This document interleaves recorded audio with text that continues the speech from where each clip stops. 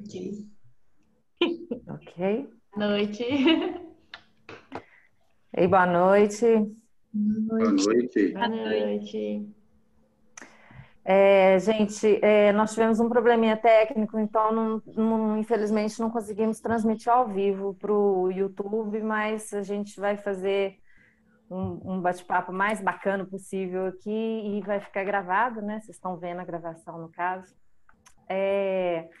Então, esse mês é o mês temático do núcleo Escola Comum do Espaço Luiz Estrela.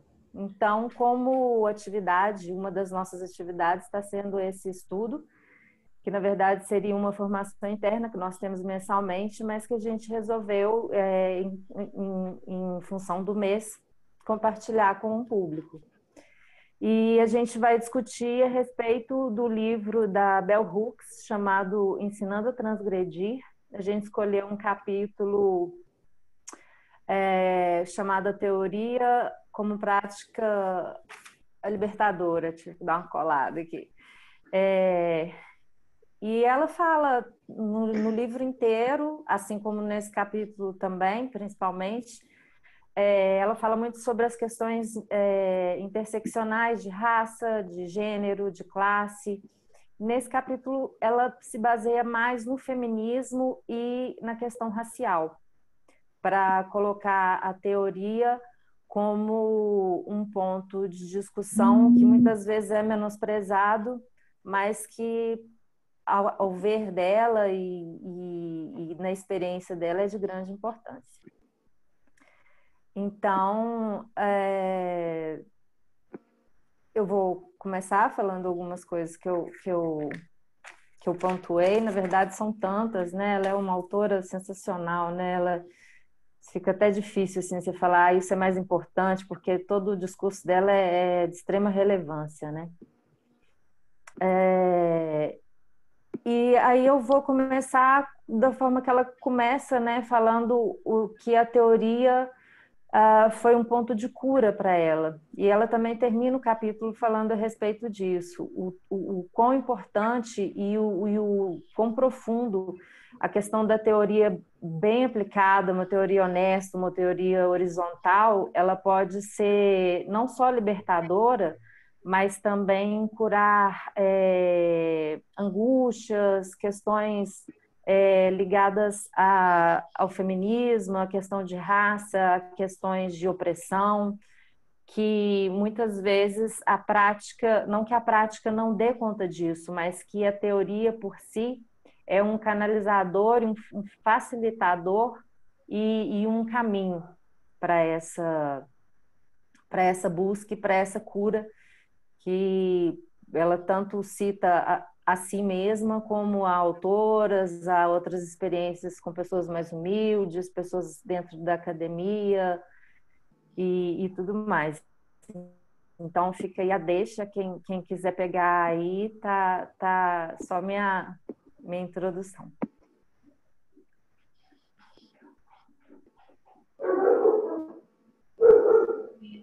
Eu vou pontuar algumas coisas, mas à medida que vocês forem falando também, a gente vai retomando alguns pontos e dando sequência aí, né? As Sim. falas. Mas eu achei muito interessante, pertinente, a própria formação e o nosso próprio caminho também, que não sei se é nosso ou se é uma coisa minha, da questão de uma própria maturidade aí nesse processo, né, desenvolvendo nesse processo, por uns certos desejos, e aí a questão, por exemplo, que ela fala que ensinar é um teatro, né? Então, mais uma vez, essa questão da arte também, né? De ser um teatro não por uma forma que a gente pensa de, não acho uma forma que foi ali de colocar como que isso não seja verdadeiro, que talvez poderia ser, né? Não é por esse caminho, mas eu acho que há uma performance, uma teatralidade e é uma arte também, né? Onde se toma um palco, tem pessoas em cenas e em jogos. E essa questão sempre me bate muito a questão da arte, dessa aproximação do ensino com a arte, como que eu acho que isso, cada vez eu acho que deve ser tomado por a gente. É sempre um ponto que na hora que eu vejo, eu sempre tenho pontuado, assim, nesse sentido que eu acho que é uma coisa importante. E que para abraçar o aspecto teatral do ensino, temos que interagir com a plateia, de pensar na questão da reciprocidade. E ela vem falando de uma coisa que tem sido muito importante, que é até uma coisa que também tem sido da minha formação aqui com vocês, da necessidade de sermos compreendidos e falarmos uma língua acessível. Que não adianta, isso ela traz um texto dela, que não adianta nada fazermos uma pedagogia com palavras etéreas, palavras ou muito de uma elaboração que não seja uma elaboração da acessibilidade e do fazer entendível, né?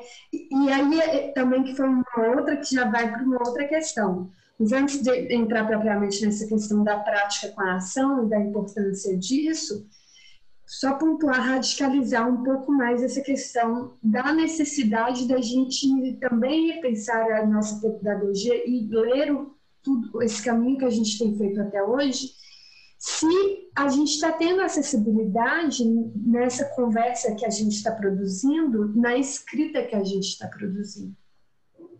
Porque, e aí eu falo até de uma dificuldade minha, eu, Maria, de uma maneira acadêmica, às vezes fico falando coisas que requer, né, às vezes um conhecimento muito específico. Eu acho muito importante, quando a gente pensa no popular, a gente saber se a gente realmente está atingindo esse popular com a nossa fala. Então, isso, e aí ela marca como que isso foi um ponto muito relevante nela com o Paulo Freire, né? Que o Paulo Freire foi a grande questão ali a grande invenção do Paulo Freire também, né? Essa acessibilidade, esse conversar as coisas que aquela classe social, aquele meio que ele estava inserido, conversava, e ele se inserir naquele meio, né? Tomando os exemplos dos seus alunos, e não exemplos que ele trazia de pessoas, né, de livros europeus, ou de uma fala ou outra que não fosse relativa àquele meio. Então, enfim, então eu acho que isso daí é uma coisa que a gente tem que grifar várias vezes. E a outra coisa, pensando já em acabar a minha fala, da questão da prática com a ação, que aí eu tomo de novo um desenvolvimento nosso, a questão do MST, que falou muito isso, eu achei, e por isso que eu também falo sobre a arte, que eu acho que a gente tem que resgatar coisas no próprio Luiz Estrela, o que a gente já tem também lá de capacitação e de possibilidades educacionais, e não trazer mais coisas de fora também, mas utilizar, ver também o que a gente tem lá. Porque essa questão da ação e da prática, né, da ação e da escrita, tem que ter algo um pouco pareado também. Tem que não podemos deixar somente escrever coisas muito bonitas e não fazermos. E aí ela fala até de uma crítica, né, que ela foi em uma mesa para falar de Martin Luther King com outras mulheres negras, e que uma dessas mulheres falou, nossa, mas quanta falação, e aí? Agora vocês falando, e vocês vão começar a fazer quando? Ela toma essa crítica por outro lado também, mas eu aqui gostaria de pontuar que a necessidade do agir, né? Da gente não estar. E aí eu acho que também a gente poderia ver, né? Pensar aí nos próximos passos em algumas ações conjuntas para já começar a ver também como que nossa fala está pareada à prática, não sei. Mas foram pontos que eu achei extremamente relevantes e que eu acho que a gente não pode perder de vista. e que fazem sentido. Eu ia pegar um gancho aí na fala da Elisa e da Maria, mas a Maria já falou tudo que eu queria falar. Mas eu acho muito importante a gente realmente focar nessa ideia de a gente ter um diálogo muito acessível mesmo, sabe? De todas as formas, não só entre a gente, como que a gente está aqui se formando, mas também quando a gente estiver lá no espaço da escola mesmo, com as crianças e etc., como fazer todo esse diálogo de uma forma bem acessível, que ela fala muito isso nesse capítulo, e eu achei isso bem interessante. Ela fala que nenhuma teoria que não possa ser comunicada numa conversa cotidiana não pode ser usada para educar o público, que entra justamente nisso que a Maria estava falando. E eu acho que isso faz super o link com a questão da arte, que a Maria acabou também te pontuou, porque a arte é um meio de tornar essa conversa um pouco mais acessível. Eu acho que por meio da arte a gente consegue fazer o diálogo mesmo, tipo, as teorias mais acessíveis e já junta com a prática. Então a arte meio que junta tudo isso, né? Deixa mais ativo, deixa mais como ação mesmo e torna essa teoria mais acessível de uma forma que todo mundo consegue dialogar dentro disso, né? Sim. Legal isso que vocês pontuaram, porque ficou bem forte para mim. Eu acho que ela fala isso na introdução, que quem fosse ler o livro ia sentir as várias vozes que ela convoca para a voz dela para cada capítulo, porque cada ensaio ele foi para um contexto diferente. Então, eu acho legal demais ela colocar isso já praticando isso que ela fala da inseparabilidade entre teoria e prática, né? Se não, aí ela fala muito sobre essa flexibilidade, né? Que não existe um modelo, não existe pensar numa pedagogia que seja um modelo para algo. E ela não queria que o livro dela se tornasse isso também, né? Então, eu acho que aí, voltando na questão do teatral, né? Eu acho interessante porque quando ela fala, né, que ensinar é um ato teatral, ela fala sobre, ela escreve assim, né, esse aspecto do nosso trabalho que proporciona espaço para a mudança, a intervenção e as alterações espontâneas que podem atuar como catalisadoras para evidenciar os aspectos únicos de cada turma. Então, ela traz esse teatral como esse lugar possível como esse lugar plástico, né? Esse lugar flexível. E aí eu fiquei pensando também, eu liguei com uma outra fala que eu ouvi esses tempos sobre Foi uma conversa da Grace passou com o Ricardo Aleixo. Grace é uma atriz, né, daqui de BH, e Ricardo Aleixo é um poeta daqui também. E eles falavam sobre o ato teatral, e eles falavam assim, olha, o ato teatral ele só existe porque existe uma manutenção de energia entre quem fala e quem está ali para ouvir, né? Mas que o teatro, ele só existe, o ato cênico só existe por causa que essas duas partes estão ali. Então, eu acho que isso é bonito pensar como um exemplo, né, dessa relação entre professor e aluno, que só existe aquela situação porque existe uma manutenção de energia ali dos dois lados que é flexível antes de qualquer coisa, assim. Então, acho bem importante, assim, a gente até estender essa discussão depois, né? O que seria isso? Abraçar o aspecto teatral do ensino. Isso ficou bem forte, assim. E uma coisa que eu achei legal, que ela trouxe, foi trazer os exemplos da própria formação dela durante a vida dela para falar sobre o que ela considera como transgressor, né?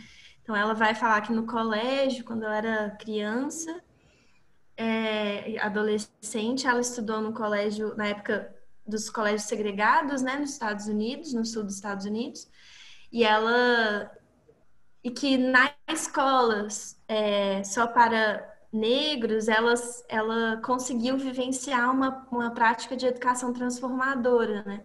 Os professores estavam ali realmente para trazer à tona o que cada um tinha de melhor. E que depois foi um choque muito grande para ela ir para um colégio não segregado, né, misto, onde se delineava, né,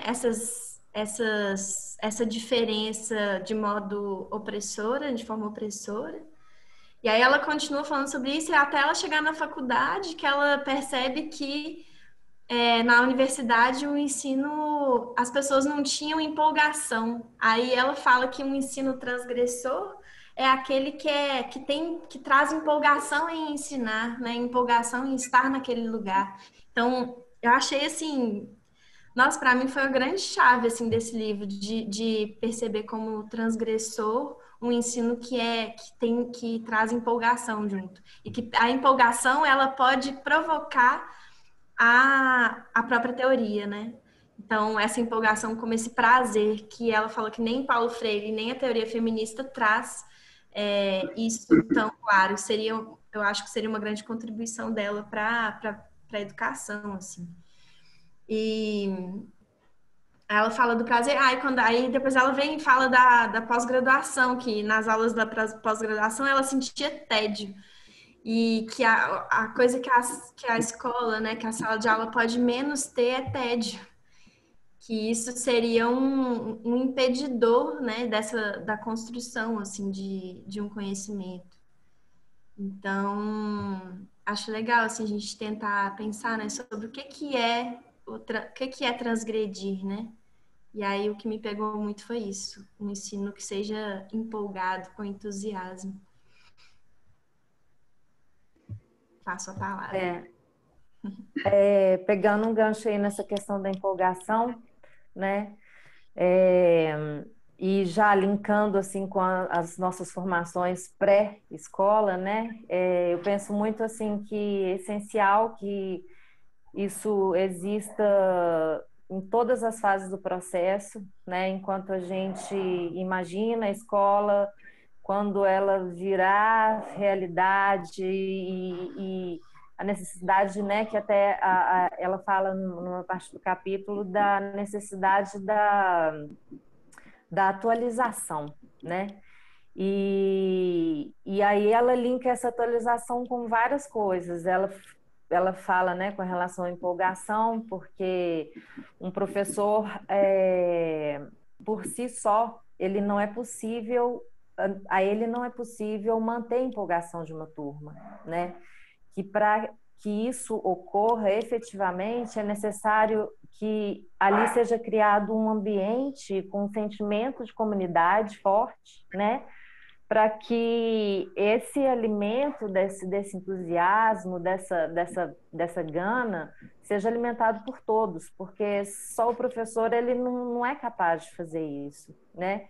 E essa questão da atualização também, eu pensei, ela coloca também como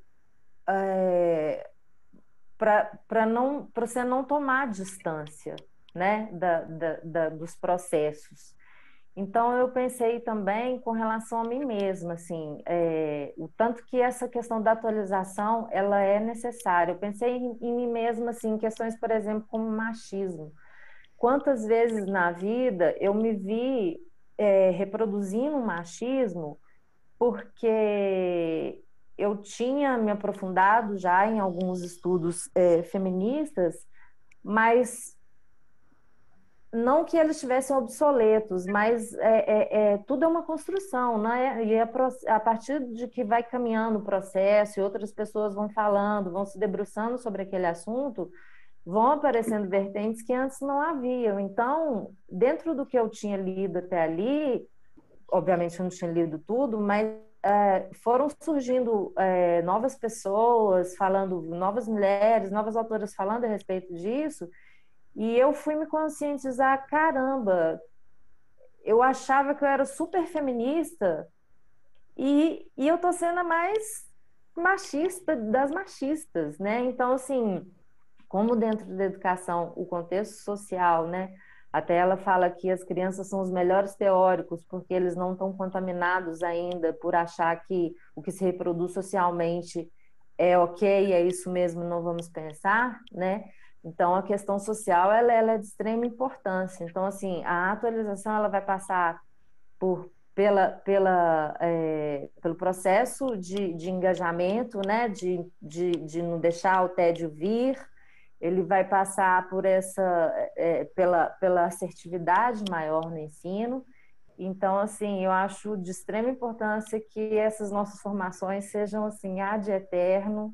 Tenho certeza que vão ser, porque a gente tem sempre muitos pontos e a nossa conversa vai muito boa. E um ponto que também me chamou muito a atenção é essa questão do o lecionar ser um ato fundamentalmente político, né? Eu vejo que não, às vezes confunde-se muito dentro da educação, né? Da política com relações partidárias, não é por aí, mas eu acho que a gente discute sempre a respeito disso. Eu acho que a gente está num caminho muito bacana quando a gente pensa que a política tem que estar atrelada o tempo inteiro, porque política, o que nós estamos fazendo aqui é política, política é o que se faz tudo o tempo inteiro. E então, assim, achei muito bacana ela falar isso, porque eu comungo demais com essa ideia, né? E só para uma última coisa, a questão do teatral, além da arte, eu penso que passa muito pelo docente mesmo, né? Todos as pedagogias que eu admiro, Paulo Freire, né? É impossível não ser citado, Rubem Alves, enfim, também fala disso, né? Que a docência ela só se faz a partir da troca, né? E aí Paulo Freire vem bem com a expressão bem encaixada aí, né, da educação bancária. E é um caminho que a gente super não quer, né? E uma coisa que a gente super tem buscado construir nessa educação mesmo de troca, que o professor aprende com o aluno, que aprende com os seus pares, enfim. A educação bancária, ela torna tudo impossível, né? Tudo isso que a gente quer, tudo que a gente acredita é impossível. Então, resumindo, né, é importante a gente continuar com as nossas propostas visando o comum, né? Pela questão da comunidade passar também por dentro da empolgação, do engajamento dos alunos, né, dos professores, enfim, de todos os envolvidos, né? E essa troca ser sempre fortalecida. E aí as coisas se retroalimentam, né?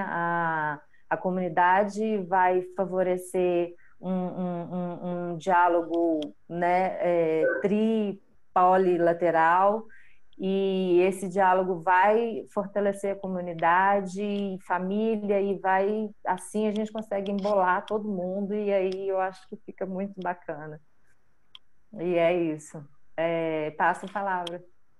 É uma coisa que eu acho que ela fala que é bem isso que você falou e que a Júlia também falou, é que é das crianças, né? Que as crianças são seres muito, muito puros, né? Estão bem no início, assim. Então, elas sempre estão procurando uma forma diferente de fazer as coisas, estão sempre questionando. E esse questionamento que leva à indagação das coisas mesmo. Por que que é assim? Por que que tem que ser assim? Por que 2 mais 2 é 4? Sabe? Esse questionamento de não aceitar as coisas só porque é. E aí, criando essa comunidade dentro da sala de aula, que é o que você falou muito bem, que ela traz isso dentro do livro, gera esse ambiente de questionamento, que a criança se sente livre o suficiente para poder gerar esse questionamento e, a partir desse questionamento, gerar um novo diálogo dentro da sala de aula que permite essa troca menos rígida, né? Que nem a Júlia falou, não fica uma coisa chata, não fica uma coisa entediante, fica exatamente esse ensinamento de troca mesmo, dentro com o professor, com as próprias crianças, que elas vão ter esse espaço de questionamento. E acho muito importante a gente tentar trabalhar isso mesmo de uma forma bem integradora mesmo, né? Para integrar todos os integrantes.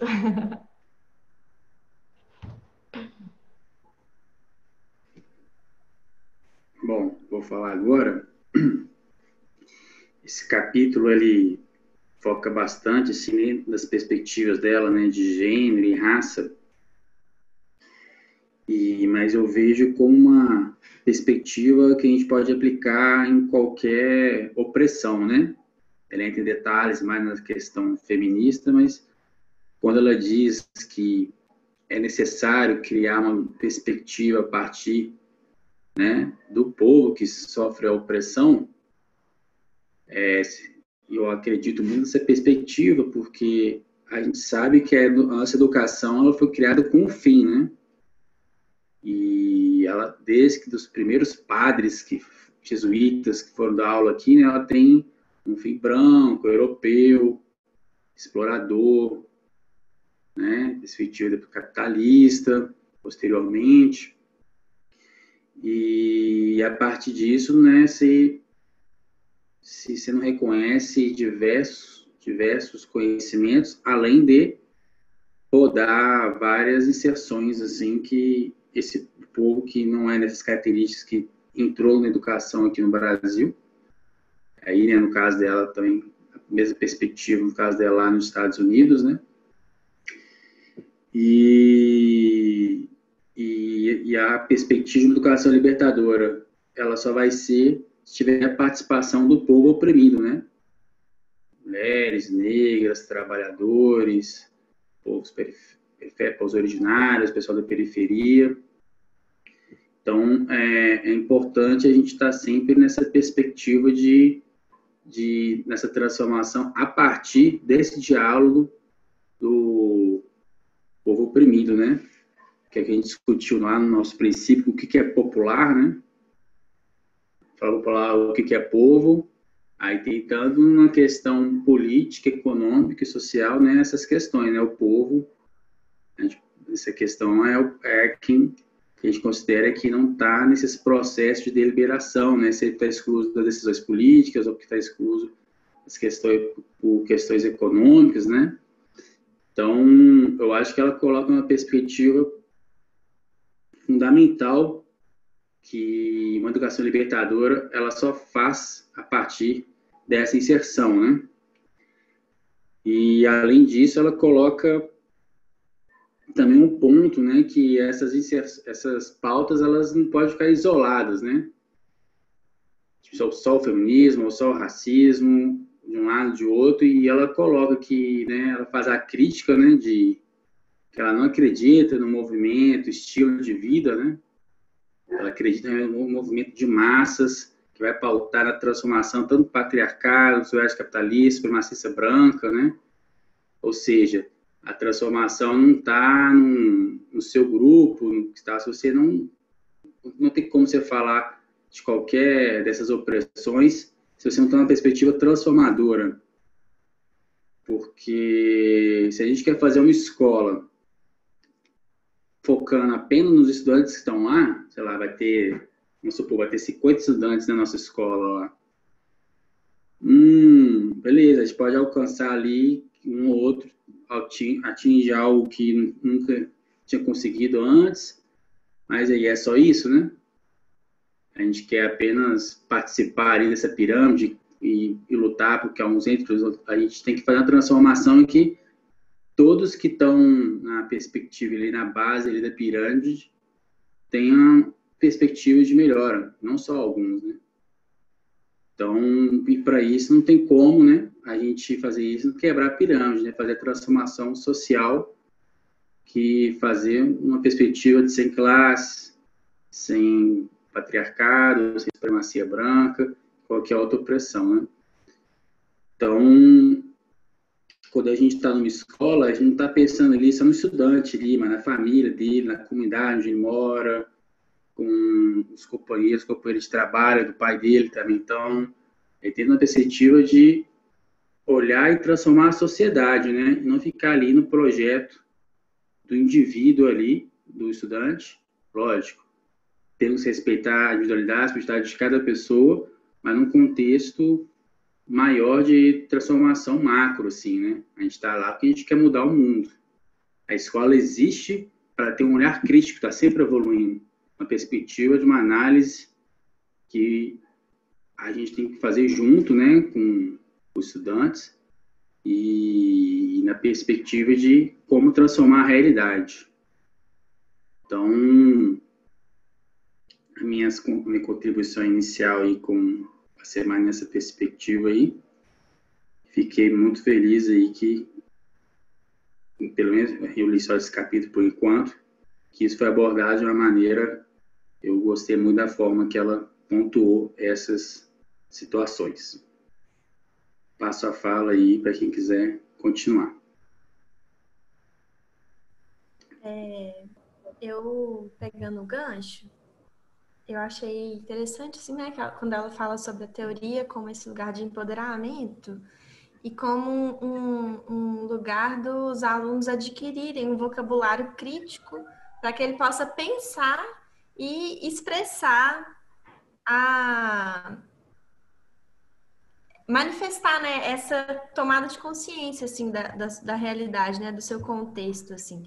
E aí eu lembrei, retomando a entrevista que eu fiz com o Projeto de Gente, foi muito legal um dos casos que o professor Alexandre contou, que foi uma aluna que a casa dela tem ela, a mãe, e 3 homens, o pai e 2 irmãos, ou 3 irmãos mais o pai. Mas era um número maior de homens do que de mulheres dentro da casa. E aí, um dia ela chegou em casa e questionou por que só ela e a mãe dela que fazia as coisas de casa, se todo mundo trabalhava, estudava fora e estava em casa nos mesmos horários. E aí, o que aconteceu foi que um dia ela, junto com esse questionamento, durante o jantar, ela fez uma votação. Falou assim, eu quero votar, porque lá na escola a gente vota para decidir o que a gente vai fazer. E eu quero votar para ver se a gente continua desse jeito ou se todo mundo vai, por exemplo, lavar a vasilha. E aí ela falou que o pai dela olhou assim e falou assim, tá tranquilo porque somos maioria aqui, né? Somos homens em maior quantidade. Só que os irmãos dela também estudavam na escola, na mesma escola. E aí eles votaram a favor dela, de todo mundo ajudar. E aí, depois, eu acho isso, só essa parte da história eu já acho incrível, porque assim, depois conversando, eles falaram assim, a gente na escola não necessariamente fala sobre feminismo, fala sobre machismo, mas a gente age a partir desse lugar. E ela, percebendo que na escola era muito diferente da casa, em casa ela questionou. E aí depois o final da história é mais legal ainda, assim, porque o pai foi na escola, bravo, furioso com tudo isso. E aí eles acolheram ele, assim, de um jeito legal, chamaram ele para tomar um café. E no fim, ele saiu sendo professor da escola, o pai. E ele se tornou educador e ia lá 2 vezes por mês para contar histórias de pescador. Então, assim, eu acho que esse exemplo, ele é maravilhoso para se pensar, assim, o quanto a teorização, que não é assim, vamos estudar feminismo? Não, é na prática. A escola funciona a partir desse modo de olhar, né? E isso vai reverberar, vai gerar eco em todas as famílias daquelas crianças que sentiram aquilo, né? Então, eu acho legal, assim, que a gente tenha, né, junto com esse processo de estudar, conversar com experiências que vivenciam isso, para a gente ver que é possível, sim, né? Ela mesma fala uma parte do texto, que eu não estou lembrando aonde, que ela fala assim, gente, isso aqui é real, eu não tô falando coisa bonita. Isso aqui dá para acontecer mesmo. E eu acho que ter exemplos disso é muito importante, né? Então, aí só uma coisa assim que ela fala, assim, né? 3 formas para entender o que é o processo teórico, né? E aí ela fala que o processo teórico é um processo de pensamento. Então, eu achei isso muito legal, assim, um processo de pensamento e crítica. É um processo de entendimento do que acontece dentro e fora de mim, e o processo teórico como uma forma de descobrir o meu lugar no mundo. Então, ela tem esses 3 pontos, assim, que desconstrói um pouco do que a gente concebe como processo teórico, né? Às vezes, pelo menos para mim, assim, quando eu fui lendo o texto, que eu fui percebendo a minha visão de teoria, assim, que ainda era muito engessada na teoria acadêmica que ela critica, inclusive, né? Então, enfim, é isso, passo a palavra. Eu acho, ô, Júlia, essa questão que você falou aí, né, que essa teoria acadêmica, assim, que a gente critica, eu acho que ela fala isso com muita perfeição, né, no livro, que parece que é como se a teoria à academia pertencesse, né? E então e a própria academia às vezes a usa como processo o inverso ao que o Zion estava falando, né? Na questão no processo de acentuar a opressão, de acentuar a excludência e a desigualdade, né? Então é extremamente importante. Então ficaria a teoria para a academia.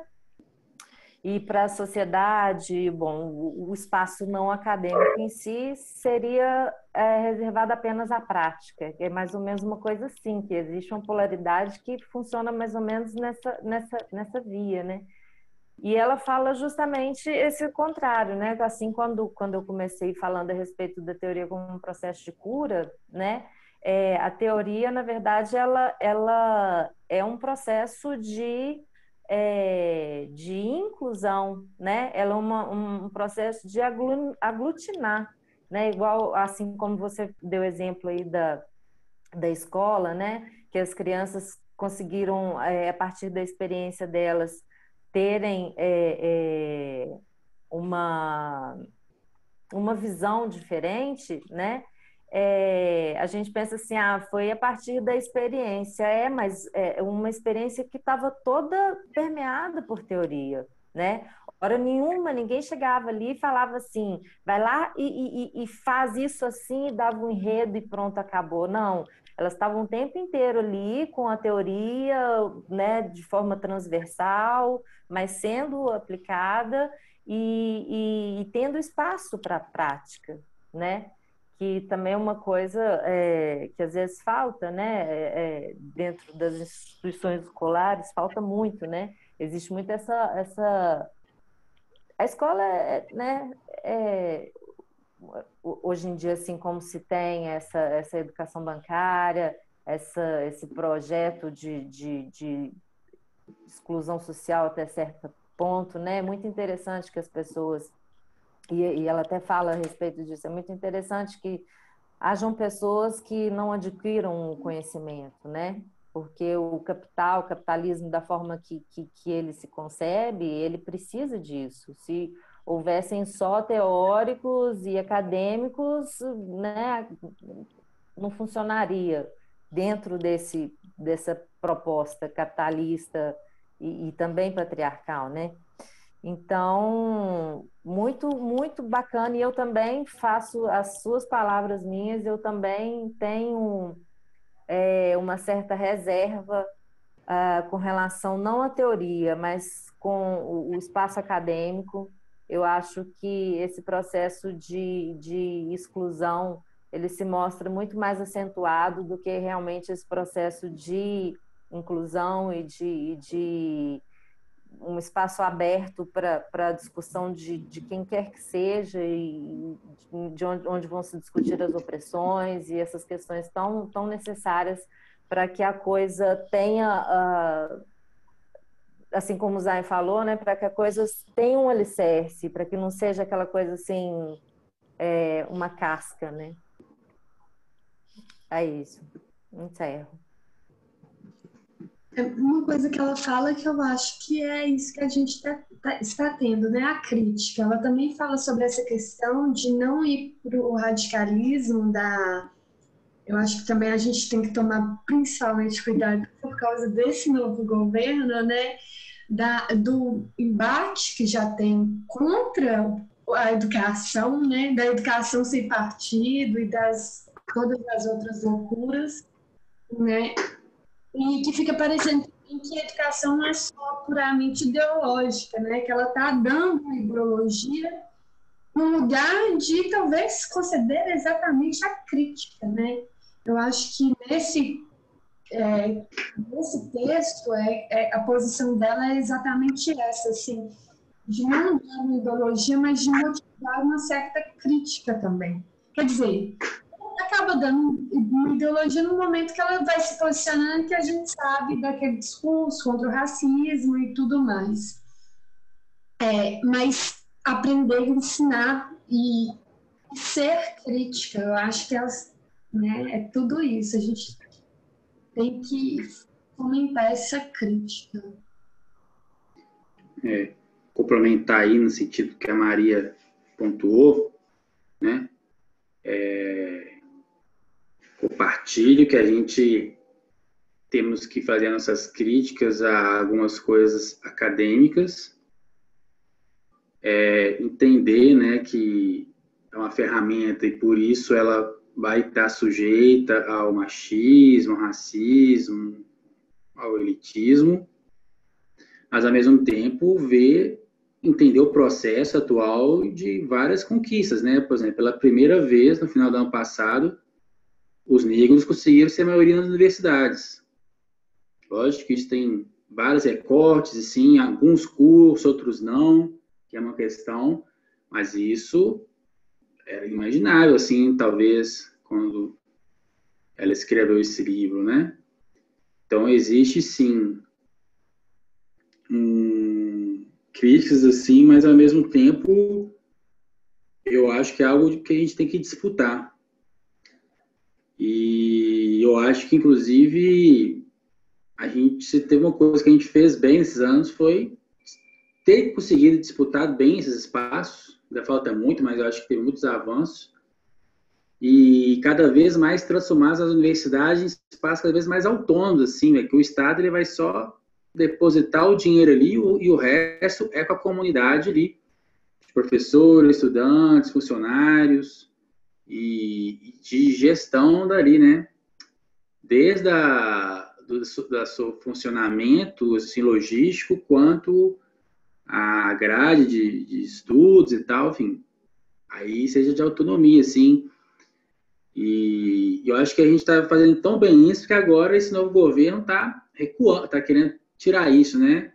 Começa a botar interventores nas universidades, começa a retirar investimentos, porque foi um espaço, né, que o povo estava aprofundando, né? E isso criou assim, uma resistência à elite, né? Pô, os negros, os pobres estão entrando na faculdade e tal, eu já não estou entrando tanto, a disputa.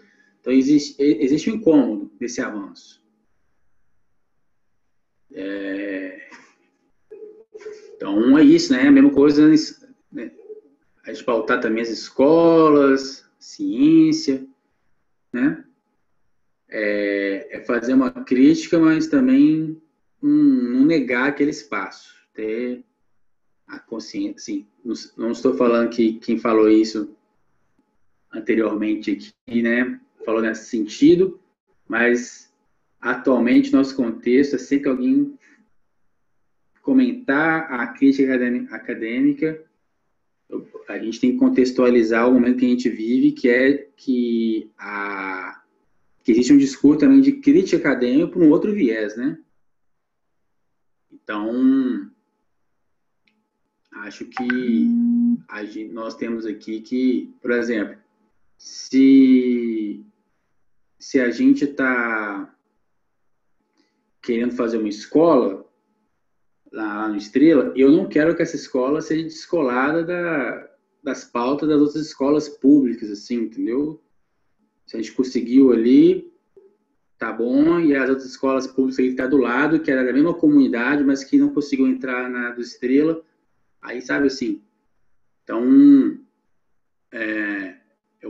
trabalho, assim, no que eu acredito é que, beleza, estamos fazendo o nosso aqui para a comunidade, mas jamais esquecer das escolas públicas e da Universidade Federal, fazer esse trabalho junto aí, porque é preciso tanto a gente fazer nós por nós, conseguir dar esse passo para não depender do Estado, como também cobrar do Estado os nossos direitos, né?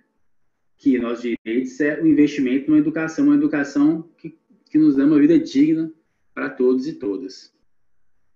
Passo minha fala. Só complementando, que eu acho que ela faz isso muito bem, né, Zay? Tipo, ela é professora universitária e ela não deixa, né, de trazer esse lugar de crítica, assim, dessa escrita, mas reivindica esse, esse lugar de que a universidade possa abraçar todas as vozes, né? E não veio tanta coisa aqui na minha cabeça. Aí ela fala sobre que a sala de aula, né, apesar de todos os problemas, ela ainda continua sendo o espaço que mais oferece possibilidades, possibilidades mais radicais dentro da academia, né? Então, assim, cultivar a sala de aula como esse lugar de transgressão, né? Então, e aí eu penso muito numa coisa que o Paulo Freire fala, que tem a ver com o que o Zion falou, esse cuidado, né, que a gente tem que ter ao criticar, que é a denúncia e o anúncio. Então, a gente normalmente fica mais atento a denunciar, né, os problemas e sem essa potência do anunciar o que é possível, que eu acho que é o que ela traz também quando ela fala sobre as crianças, né? Então, acho também que é importante, junto com a crítica ao que acontece, ao mesmo tempo anunciar o que está sendo feito, reconhecer o que está sendo feito e o que é possível, né, ser feito também.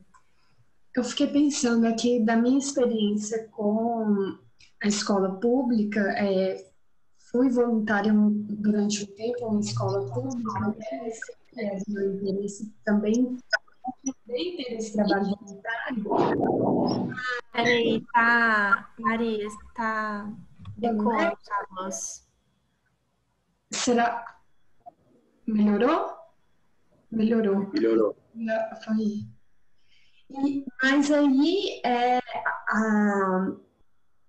uma questão que me veio aqui. Eu sei que da experiência com a escola pública, que já vi esse exemplo de sala de aula de classes que acabam tendo um contato, um cuidado melhor com o ambiente quando se sentem pertencidos e sentem que aquele espaço pertencem a si também. Então, por que eu falo isso? Porque tem essa questão de ensinar transgredir, né? Que é o título. Eu acho que temos também que ensinar a apropriar, sabe? A apropriação, principalmente quando vai para essa questão do público, de apropriar o que é seu nesse sentido de dar valor e apropriar e estar, porque eu acho que esse sentido também é uma maneira de se ensinar também com maior entusiasmo. Então, eu acho que, assim, penso também que, ainda mais como espaço que é um espaço comum, nada seria mais justo que colocar isso também numa forma aplicada, né? Daquilo também ter um cuidado comum e uma gestão comum e de ter esse pertencimento ao espaço e de uma apropriação. E nisso ensinar a transgredir, sabe? Mas, enfim.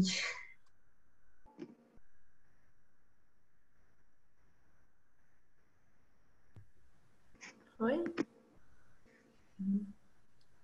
Alguém quer falar mais alguma coisa? Eu queria só falar que tem uma hora, Júlia, que você falou assim, teve uma parte do texto que ela fala, né, que isso não é fantasia, isso é a realidade, né? Que ela mostra bastante esses prós e contras, que ela fazia textos assim, mais acessíveis, e que era contra que muitas vezes esses textos não eram aceitos na faculdade, mas os prós é que ela tinha inserção muito grande, né, nas massas, e ela fala que o texto dela sobre feminismo tinha grande inserção nos presídios masculinos, os próprios homens liam, mandavam cartas para elas falando que estava refletindo, que existia um debate sobre isso na prisão, que existia até, enfim, que ela conseguiu um pouco muito diversos, assim, né? E a partir disso, né, ela conseguiu uma linguagem, uma forma, né, no ambiente ali que ela vive e tal, conseguiu essa capilaridade aí, né, assim, esse retorno tão grande que para ela sempre fala muito, foi muito satisfatório, né? Ela fala assim, muito abençoada por tudo que ela conseguiu ir passar em todas as fronteiras aí que ela conseguiu a partir dessa perspectiva aí de pedagogia libertadora aí. Então ela cita muitos exemplos assim, cotidiano dela, ela até fala assim, nem para se gabar ou falsa modéstia, mas para mostrar que funciona. Quem está querendo botar a mão na massa aí, com preparo, né, com respeito, com carinho, consegue os resultados. Eu acho que você tocou num ponto também, Zayn, que eu penso que essa escrita, mesmo que tenha esse vontade, esse desejo de se falar para todas e todos, atinge poucos mesmo, né? Poucas, que também é só um meio de linguagem, né? Eu acho que também a gente pode pensar a partir desse modo também uma extrapolação de linguagem. Entendemos que a escrita ela suporta, mas até ela fala uma das coisas que eu peguei para outros campos da minha vida que eu tenho visto da importância do silêncio como um dizer, que ela toca nessa questão do silêncio, mas então a escrita como língua também, ela é acessível, ela já tem uma limitação de acessibilidade ali, né? De como que ela é entregue, como que é o acesso de um livro hoje em dia, né? Então, eu acho também é uma outra questão de, às vezes, essa pedagogia até do espaço comum, da escola, a gente pensar também que ela seria interessante, talvez, extrapolar essa pedagogia, ou ela também estar impressa em outras linguagens, em outros modos e se fazendo presente. Mesmo que seja um desenho no mural, que seja um desenho, que seja uma arte, que seja em vídeo, que seja em áudio, porque foi até bom você levar isso em consideração, porque apontar isso, porque eu acho que a gente ainda é muito limitado enquanto ser de ficar muito ainda nessa escrita e numa escrita que pode dar suporte a outras coisas também. Então, eu acho que a gente também está na hora de pensar em extrapolar um pouco isso e ver como se fazerem acessível e entendível de outros modos e ter essa troca também. Se o que a gente está levando é o que está acontecendo e esse processo ser um processo, como todas e todos falaram aqui, de transformação. E sempre pensando num processo, que a gente não chegou aqui e aqui vamos ficar, né? De ter uma lei de retorno também, de mudança, de acordo com os retornos. Isso também torna os processos mais democráticos, né? E eu acho que tudo ou grande parte do que ela fala no livro é exatamente procurando processos mais democráticos. E aí também a gente já vai para o outro lado, né, da acessibilidade.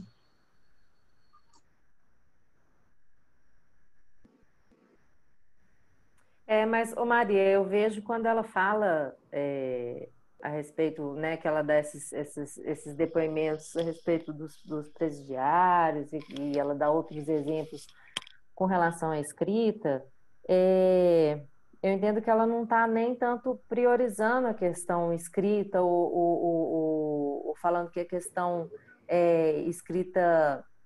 Eu acho que assim, ela está colocando a escrita aí nesse momento como um ponto de vazão para a teoria, porque normalmente é o caminho mais usado, né, para dar vazão à teoria, seria a escrita, né? Mas o que não quer dizer que, assim, a escrita, ela seria um ponto, assim como você bem falou, né, várias vezes, a escrita seria um ponto que precisa, não que os outros não sejam importantes, mas a escrita, em termos de vazão para a teoria, ele é um ponto que precisa de um olhar talvez um pouco mais acurado, por ele precisar dessa apropriação mesmo maior, né? A arte, ela é uma coisa muito mais popular, ela é de domínio, é como se, né, igual ela fala em alguns momentos, é como se a escrita não fosse de domínio público, é como se ela fosse reservada a X e Y, assim, né? Então, assim, todos esses caminhos são realmente muito importantes, né? Não existe só uma via, não existe só um jeito. Processos assim são reducionistas, são inibidores, né? Não estimulam criticidade, não estimulam nada, né? Estimula repetição. Mas eu penso nesse debruçar-se sobre a escrita como assim, olha, não que as outras batalhas estejam vencidas, mas aqui na escrita, aqui nesse redondel, a gente ainda tem que fazer uma forcinha maior, talvez. Então, Sabe?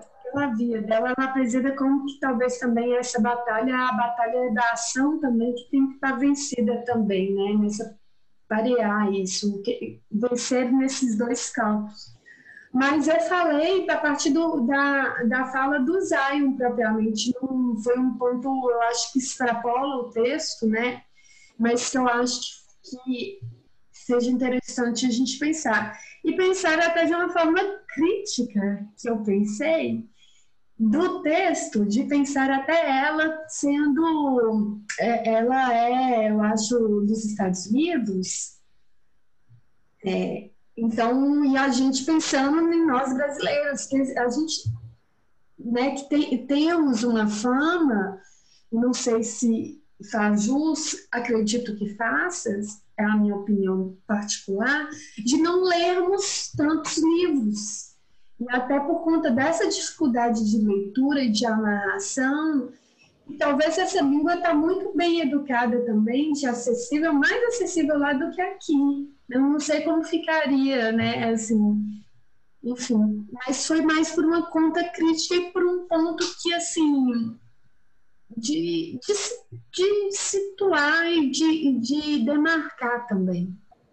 Da gente ter essas vontades, sabe? Tanto de se sustentar muito bem na escrita, mas se sustentar muito bem na ação, que é o que o texto fala, mas fora isso, entendemos que tem outros meios de linguagem e atenarmos a isso, e eu acho que ampliarmos um pouco essa visão. Foi isso.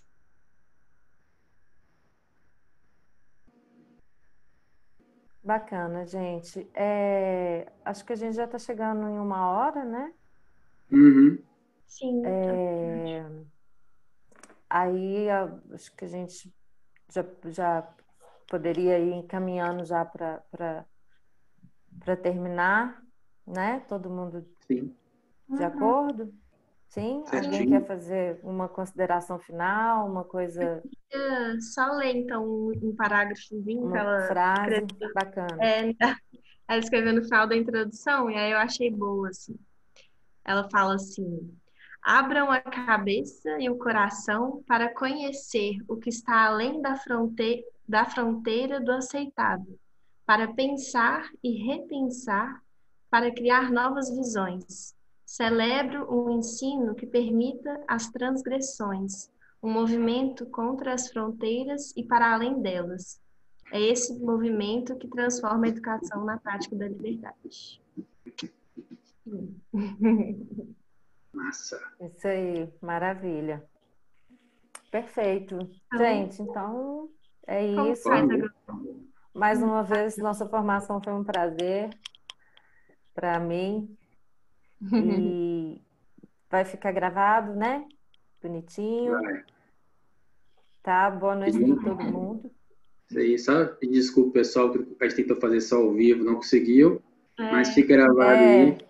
Se quiser fazer alguma pontuação, bota nos comentários que a gente troca uma ideia aí. E lembrando que a nossa escola é comum, assim, acima de tudo, e aí quando a gente já puder estar com as presenças de corpos, nossas reuniões são abertas, quem quiser vem, vamos somar e vamos fazer uma coisa estrelar.